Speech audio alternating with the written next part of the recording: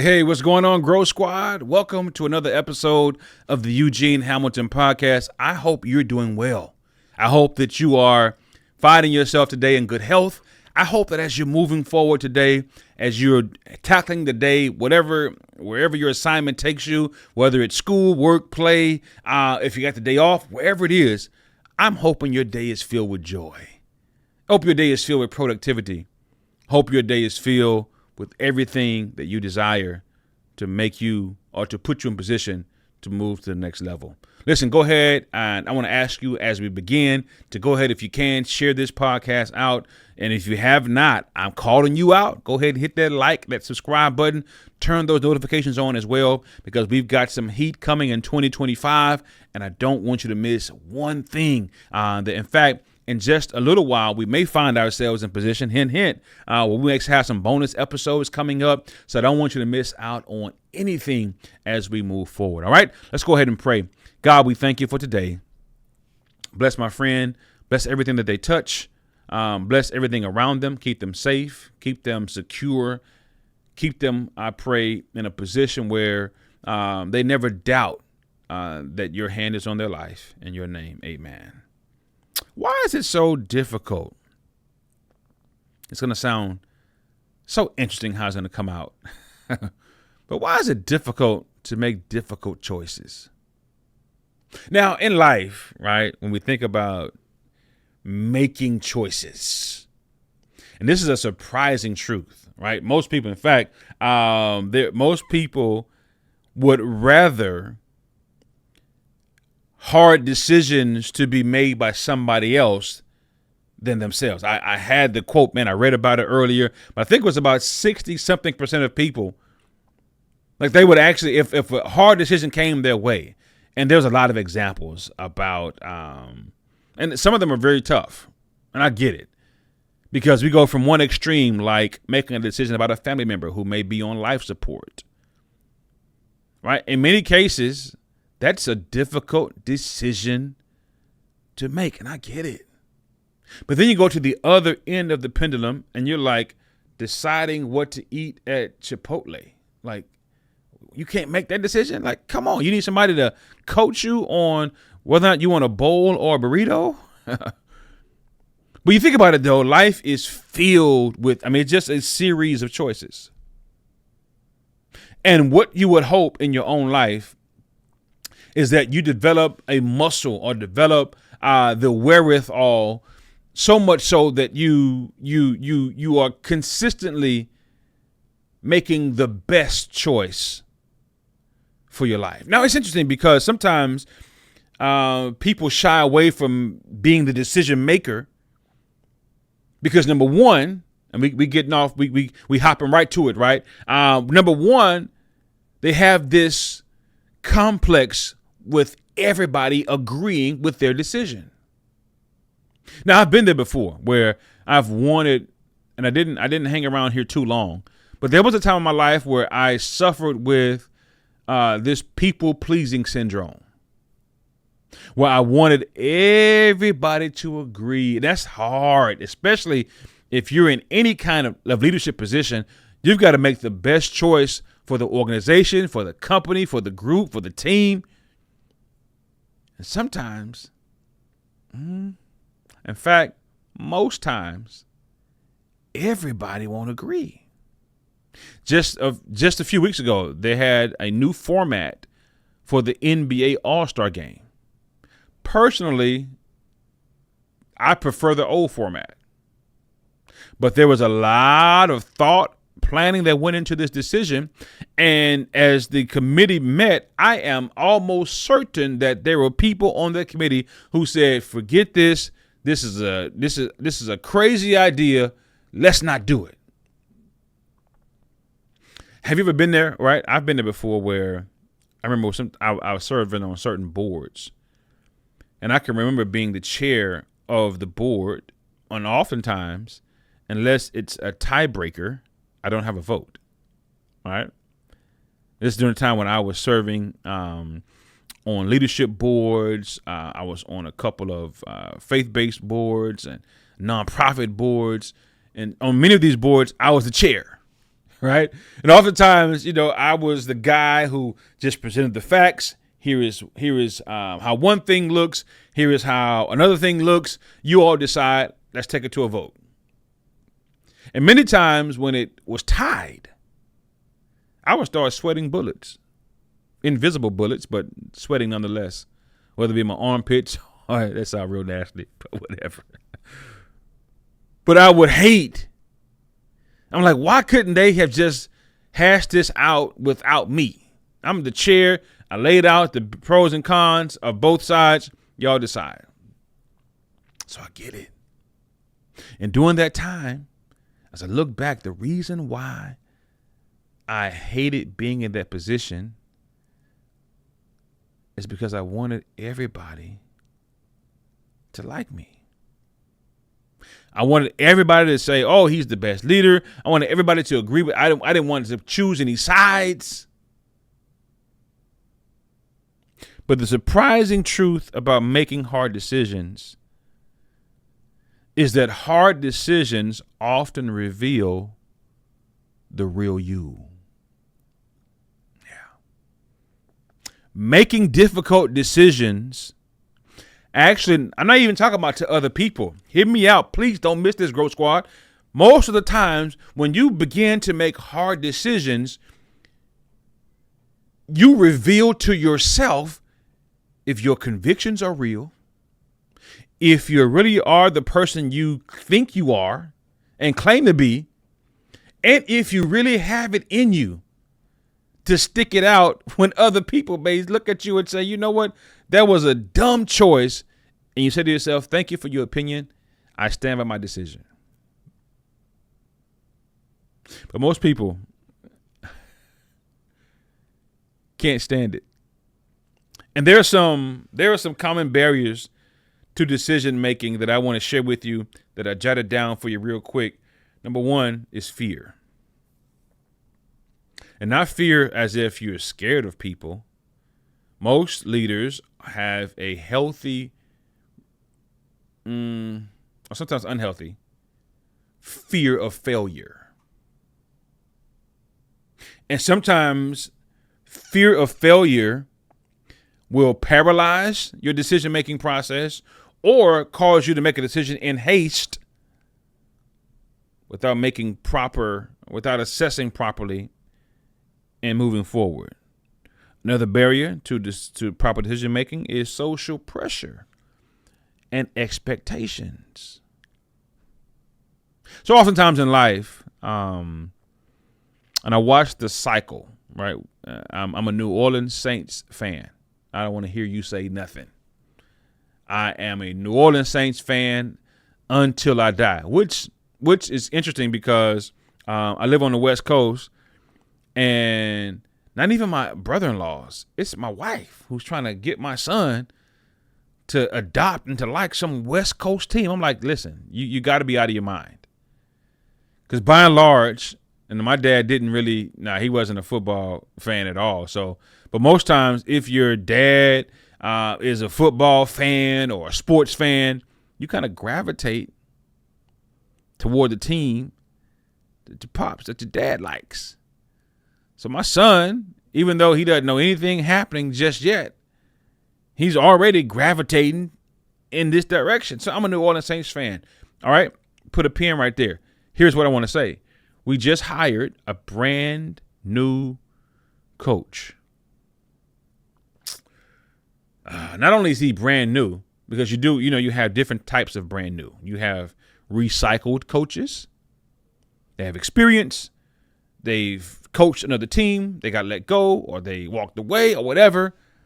And so they have experience as a coach. And then you have brand new head coach, as in brand new head coach. No experience. The guy that we hired has never, ever, ever, ever, ever been a head coach. Never. Never been a head coach. He's never, he's been a coordinator, but he's never led his own team. And there are mixed feelings about it. But the ownership of the New Orleans Saints said, I got to make this hard decision. Are you hearing what I'm saying? They said, you know what?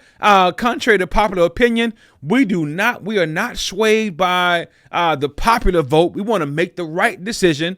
And of course, we're rebuilding. We don't have a quarterback just yet. We don't have all these different things. But the point is, leaders, people in charge, people who are leading other humans have to make hard decisions. And sometimes making those hard decisions builds a wedge in certain relationships.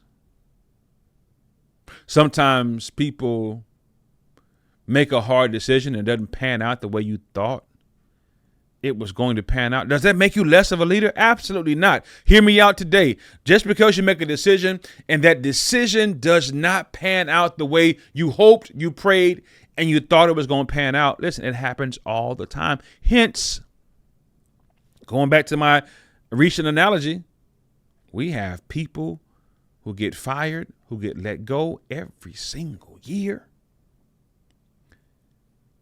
In the sports realm, and in the area that I work in a lot is education, superintendents. There was a superintendent that I don't even think that individual made a couple months, right? And the same board that hired and said yes came back and said, oops, nope, we'll let this person go. Decisions are sometimes filled with fear. And there's some psychological challenges as well, where you have emotional influences, where sometimes people make decisions based on how they feel as opposed to doing their due diligence. My first car I purchased, I paid a couple $100 for it. Yeah, no lie. The first car I purchased in 1998, I forgot how much it was, maybe $400. Now, the thing about that purchase was I had enough money to buy the car outright. Okay, $400, cool. All right. But I was so thirsty for a car. I so wanted a car in that particular moment that I failed to do my due diligence in terms of getting it checked out, looking under the hood, making sure I wasn't buying, as they say, a lemon. I was so excited. I rushed that decision. But when that car broke down, guess what? I couldn't blame anybody else. I couldn't look at anybody else and say, it's your fault. It's because of you I did this. I spent my money on that car. I made my decision. And when it came to it, I had to spend my own additional money to get it fixed. Making decisions is a difficult thing to do. But I want to encourage you moving forward to consider three things when you're making decisions, and then I'll let you go. You got to ask yourself first and foremost, does this decision, or how does this decision impact my values, my principles, and my morals?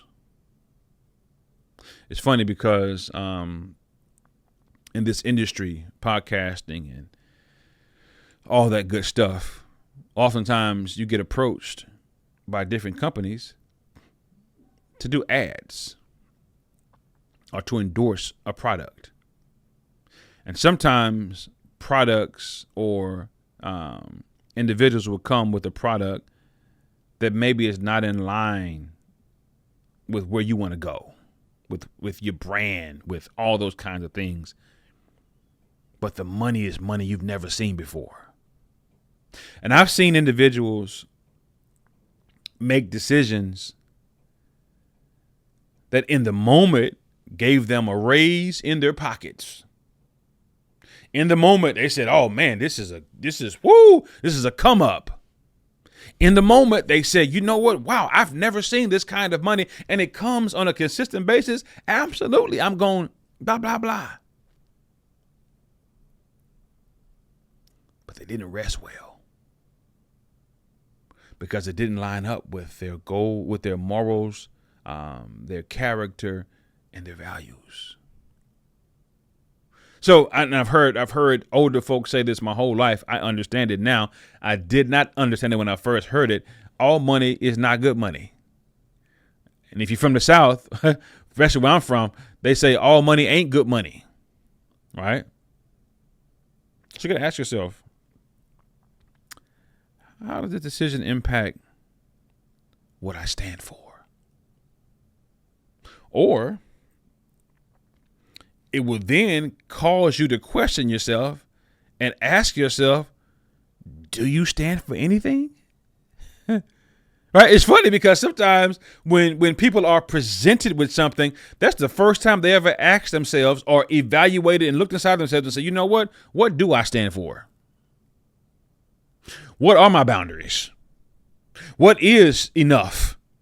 What does cross the line? What doesn't cross the line? And so sometimes when we're presented with an opportunity to make a decision about something, it calls us on the carpet and pulls us in the direction of having to establish what we stand on. Number two, and some people don't care about this at all. And I'm not here, and people have their reasons why they don't care about this. But I actually do personally care about this. How does this make my family look? Some people don't care. Some people are like, you know what?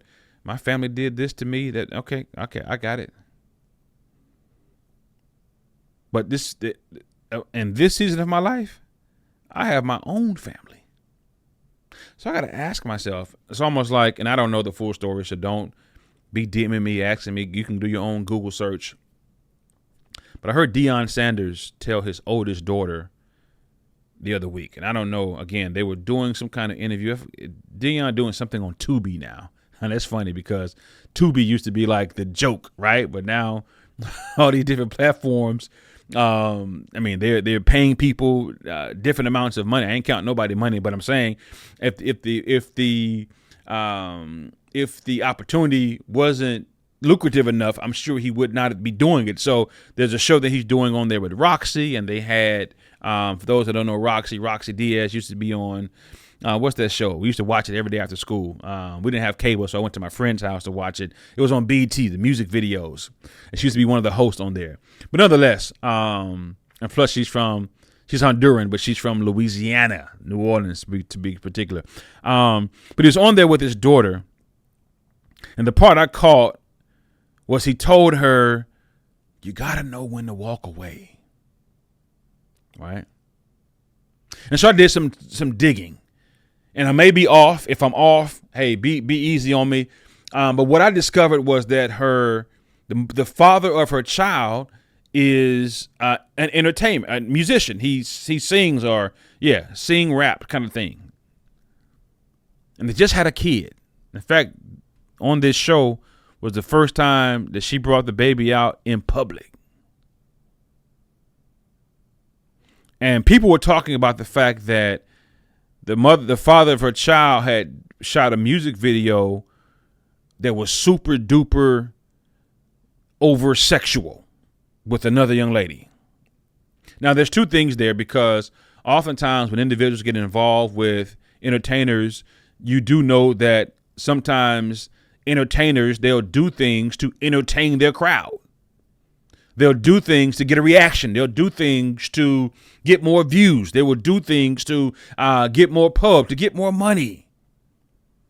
Like I don't like your boy Usher. Remember, he got in the whole thing with Keke Palmer, and that exchange that they had doing. And it's like, okay, if you're involved with him, what's coming with that, right?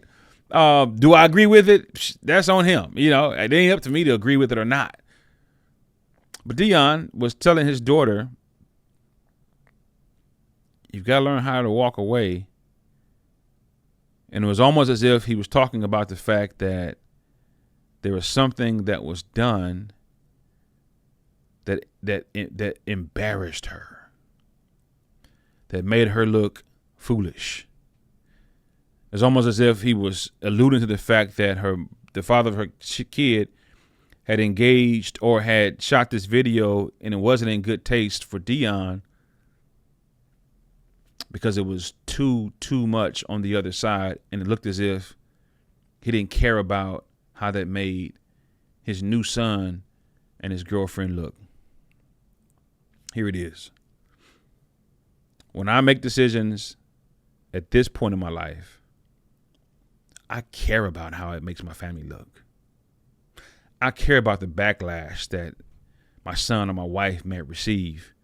And so I operate and I move forward accordingly. And this is my advice to you. When it comes to making hard decisions, those that you love, those that you care about should be in consideration. And then thirdly, lastly, and I'm done, you got to ask yourself, does this decision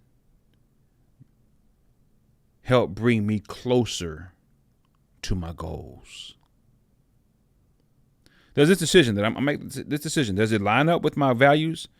Does it line up with my morals? Number one. Number two, does this decision embarrass my family? Or how does it make my family look? But then number three, does it push me further away or closer to where I'm trying to go?